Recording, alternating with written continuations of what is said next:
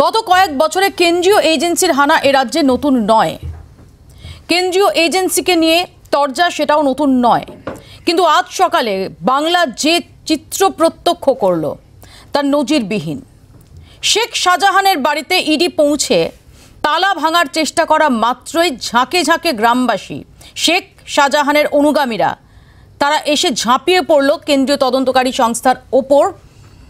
তিনজন আধিকারিকের, যাদের মধ্যে একজন অ্যাসিস্ট্যান্ট ডিরেক্টর পদমর্যাদার অফিসার, তার মাথায় স্টিচ করতে হয়েছে, গাড়ি ভাঙচুর করা হয়েছে, সিআরপিএফের গাড়ি ভাঙচুর করা হয়েছে। কোনো রকমে পালিয়ে যেতে বাধ্য হন ইডির আধিকারিকরা।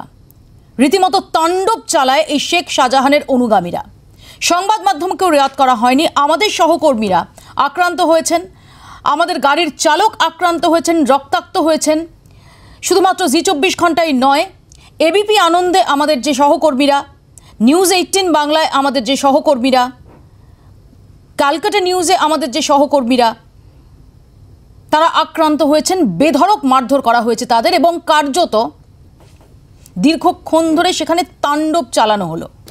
প্রথম কথা হচ্ছে, যারা আঘাতপ্রাপ্ত হয়েছেন তাদের জন্য অতি অবশ্যই দুঃখ প্রকাশ করছি, এবং আমরা বরাবরই সংবাদপত্রের স্বাধীনতার উপরে নির্ভরশীল বিশ্বাসী।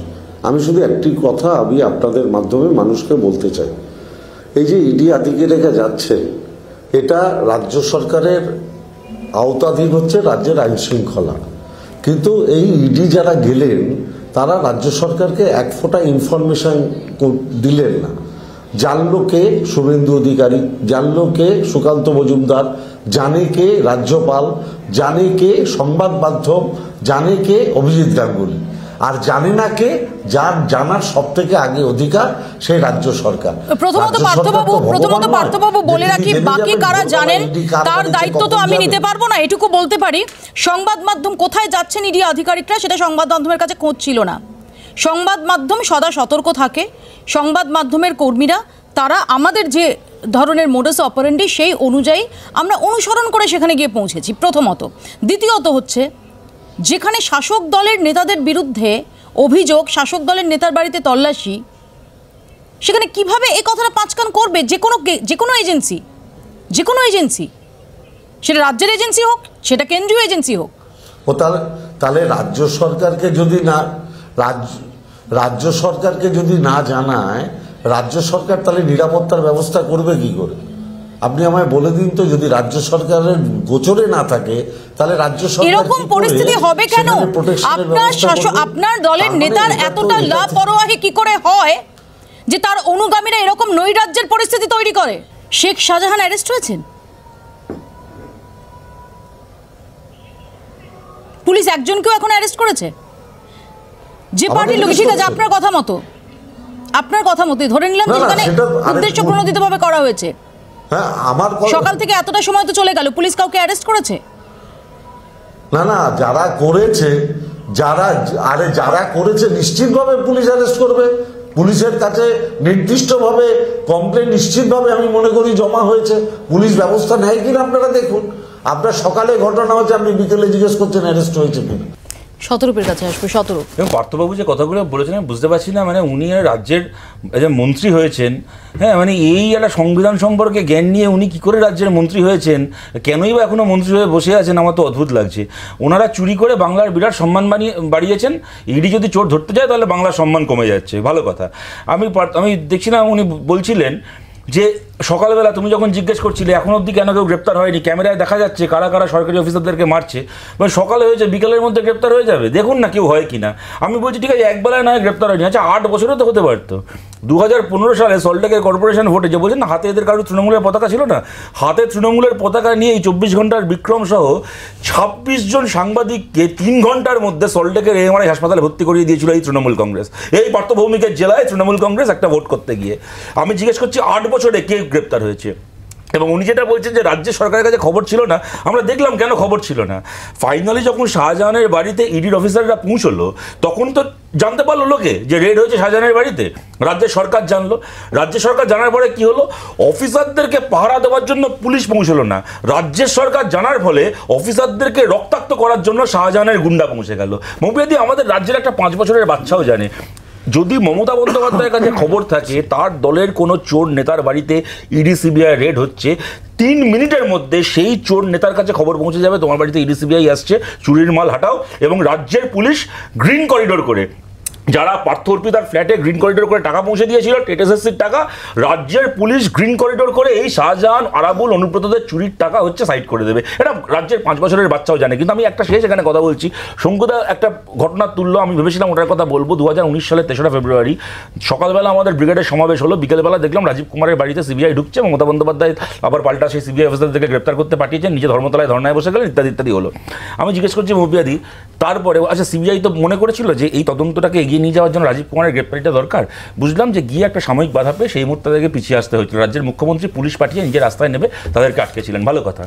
তার 2019 থেকে 2024 হয়ে গেল, আজকে 5 বছরে সিবিআই দ্বিতীয়বার চেষ্টা করলো না রাজীব কুমারকে অ্যারেস্ট করার।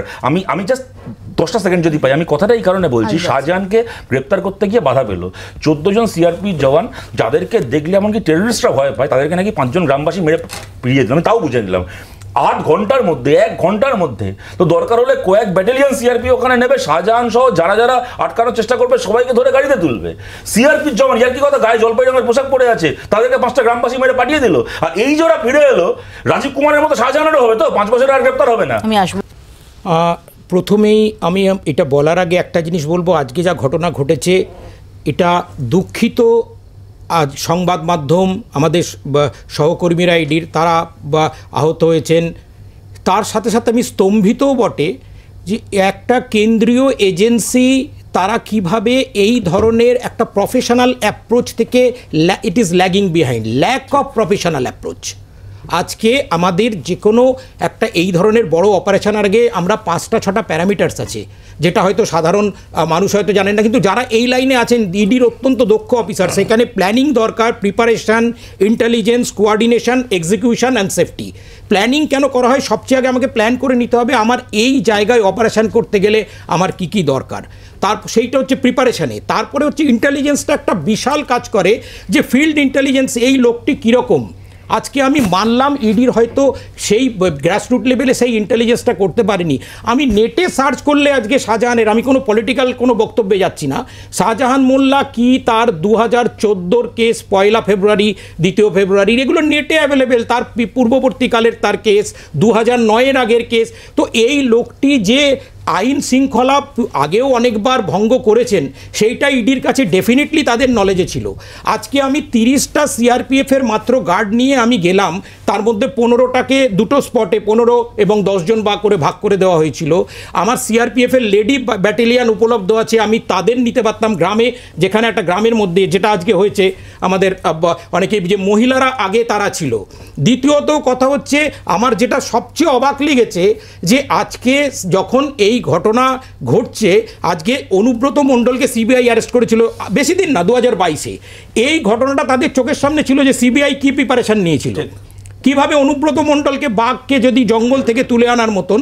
তো তাদের সামনে এরকম নয় যে এটা ঘটনা প্রথম এইরকম একটা অপারেশন ওরা করতে যাচ্ছে, যেখানে আমার চোখের সামনে এই সমস্ত অ্যান্টিসিডেন্টগুলো ছিল, সেখানে সেই প্রিপারেশনগুলো আমি কেন নিইনি, কেন আমি লেডি ব্যাটালিয়ান সিআরপিএফের রাখিনি, কেন আমার 100 যতটা মানে আজকে একটা সাইট ম্যাপ আমরা তৈরি করি সার্চের আগে, সেখানে ঢোকার পয়েন্ট কটা, বেরোবার পয়েন্ট কটা, কোথা দিয়ে অ্যাটাক হতে পারে, সেই জায়গাগুলোতে কোন পয়েন্টে আমাদের রাখতে হবে, যেগুলো আমার যেটা মনে হয়েছে, এটা আমি মানে নিজের আমার যেটা, এটা কিন্তু কোনো মানে আমাদের কোনো ডিপার্টমেন্টের বিরুদ্ধে আমার কিছু বলার নেই। যে সমস্ত অত্যন্ত দক্ষ অফিসাররা ওখানে আছেন, ইন্ডিয়ান রেভিনিউ সার্ভিসের যারা মাথায় আছেন, তারা সমস্ত ইনকাম ট্যাক্স, সেন্ট্রাল এক্সাইজ, কাস্টমসে সিনিয়র পোস্টে কাজ করে এসছেন, যারা প্ল্যানিং করেছেন, আমি জানি না কিভাবে হয়েছে। কিন্তু আমার অত্যন্ত আমি দুঃখিত যে আজকে আরেকটি সহকারী আমি এজেন্সিতে কাজ করে এসেছি দীর্ঘকাল, এই ধরনের ল্যাকাডাইসিক্যাল অ্যাপ্রোচ, প্রফেশনালিজম, আমি নিজের মানে স্তম্ভিত। শতরূপ কিছু বলতে চাইছিলে? মৌপিয়াদি, আমি একটা কথা বলছি, তোমরা এতদিন ধরে আমরা সবাই প্রশ্ন করেছি যে এই যে দুর্নীতিগুলো হয়েছে, রাজ্যের সরকার বা রাজ্যের পুলিশ কেন দুর্নীতিগ্রস্তদেরকে গ্রেপ্তার করলো না? আমি বলছি কেন গ্রেপ্তার করলো না ছেড়ে দাও, দুর্নীতিগ্রস্তদেরকে যদি অন্য কেউ গ্রেপ্তার করতে যায় তাহলে শুধুমাত্র তৃণমূল কংগ্রেস দল হিসেবে নয়, একটা সরকারি ব্যবস্থা কীরকমভাবে নেবে পড়ে তাকে বাঁচানোর জন্য। আমরা দেখছি মোবেদি, আমাদের মতো সাধারণ পরিবারে যদি কেউ অসুস্থ হন, কাউকে যদি সরকারি হাসপাতালে ভর্তি করানোর দরকার হয়, SSKM, KNRS, আরজিকর কোথাও, বিশ্বাস করো ওই হাসপাতালে ভালো ডাক্তার কে আছেন খোঁজ করার আগে আমরা খোঁজ করি আমার কন্ট্যাক্ট কে আছে, যাকে ধরে আমি ভর্তিটা করাতে পারবো। আর সেই হাসপাতালে বাচ্চাদের ICCUর বেডে 4.5 মাস ধরে একটা চোরকে শুইয়ে রাখা হলো রাজ্যের সরকারের উদ্যোগে, খালি তার ভয়েস টেস্টটাকে আটকানোর জন্য। আমি কথাটা এই কারণে বলছি যে এখানে তো আমরা দেখছি কতগুলো তৃণমূল কংগ্রেস কর্মী তারা গিয়ে হুজ্জতি করেছে, কিন্তু যেখানে রাজ্যের মুখ্যমন্ত্রী সরাসরি পুলিশকে নামিয়ে দেন CBI অফিসারদেরকে আটকানোর জন্য, সেইখানে সেই রাজ্যে আমরা কি আশা করব যদি এরা সরকারে বসে থাকে, কি তদন্ত আমরা আশা করব? কিন্তু এটা বলার পরও আমি এই কথাটা কিন্তু আবার আমি বলবো জোর দিয়ে, রাজীব কুমারকে গ্রেপ্তার করতে গিয়ে একবার বাধা পেয়ে ফিরে আসার পরে 5 বছরে কেন দ্বিতীয়বার ওরা গেল না? আজকে শাহজাহানকে ধরতে গিয়ে বা ওর বাড়িতে রেড করতে গিয়ে একবার বাধা পেয়ে ফিরে আসার পরে কেন ইডি আরো বেশি ফোর্স নিয়ে ওখানে আরো বেশি করে ঝাঁপিয়ে পড়লো না? সেক্ষেত্রে কি ধরাটাই এদের উদ্দেশ্য নাকি খবর তৈরি করাটা উদ্দেশ্য? দেখুন, আমরা বারবার একটা কথা বলছি যে আমরা হিংসায় বিশ্বাসই করি না, হিংসায় আমরা বিশ্বাস করি না। কিন্তু একটা কথা দেখুন, কতবার এখানে ইডি এবং CBI রেড হয়েছে, কত নেতার বাড়িতে রেড হয়েছে, ফিরহাদ হাকিম থেকে আরম্ভ করে, মদন মিত্র থেকে আরম্ভ করে, পার্থ চ্যাটার্জির বাড়ি থেকে আরম্ভ করে, একটা ঘটনা ঘটেছে? দেখাতে পারবেন ঘটনা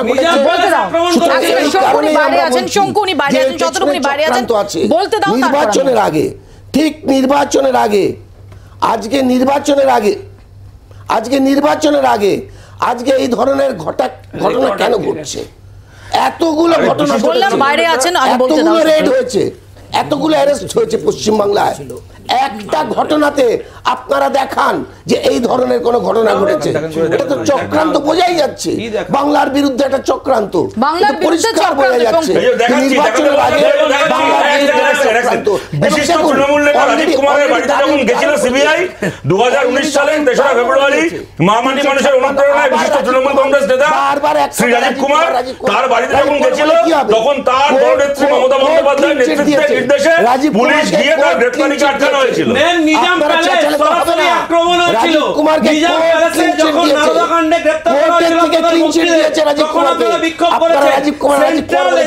বিরুদ্ধে সরাসরি এই অ্যাক্ট করার জন্য তখনকার কলকাতা পুলিশের দায়িত্বে থাকা রাজ্য পুলিশের অন্যতম মুখকে আপনারা ডিজি করেছেন। ডিজি করার 24 ঘন্টা 48 ঘন্টা 72 ঘন্টা আমরা দেখতে পাচ্ছি পুলিশ সৃষ্টি হয়ে গেছে। আবার বড় বড় কথা বলছেন, এটা পুরোপুরি প্ল্যান অর্গানাইজড অ্যাডমিনিস্ট্রেটিভ কমিউনিকেশন, যাতে আপনারা এই সমস্ত সামনে না করেছেন।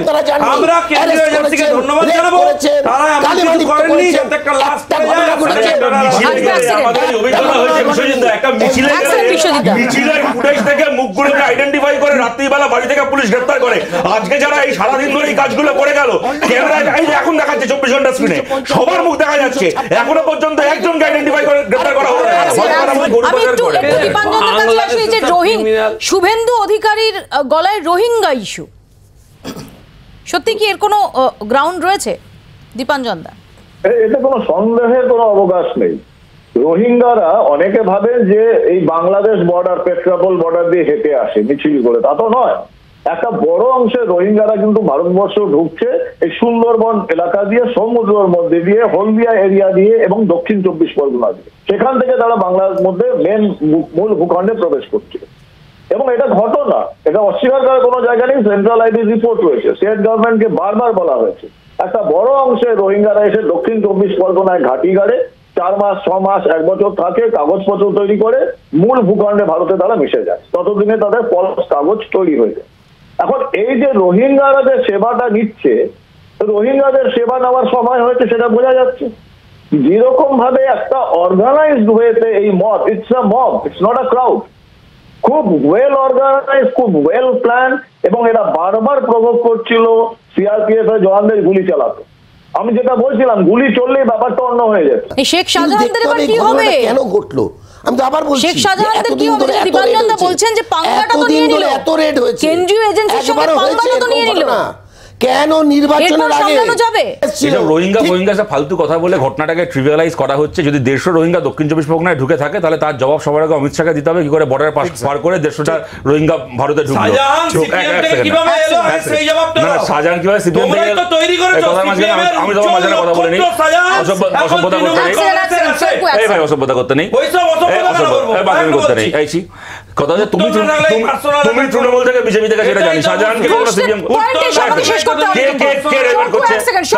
যে শুরু করে থামাতে হবে ভাই। তুমি তৃণমূল থেকে বিজেপি থেকে সেটা দেখেনি, দাঁড়াও আমি বলছি সব ফালতু কথা বলে ছেদো কথা বলে ঘটনা থেকে নজর ঘুরিয়ে লাভ নেই। যেটা ঘটনা ঘটেছে, এই যে মৌপিয়াদি তোমার কথার মধ্যে একটা স্পিরিট নিশ্চয়ই আছে, এই যে পাঙ্গাটা নিয়ে নিলে আবার কি হবে, কিন্তু আমরা দেখেছি পাঙ্গা নিয়েও রাজীব কুমারের কিচ্ছু হয়নি।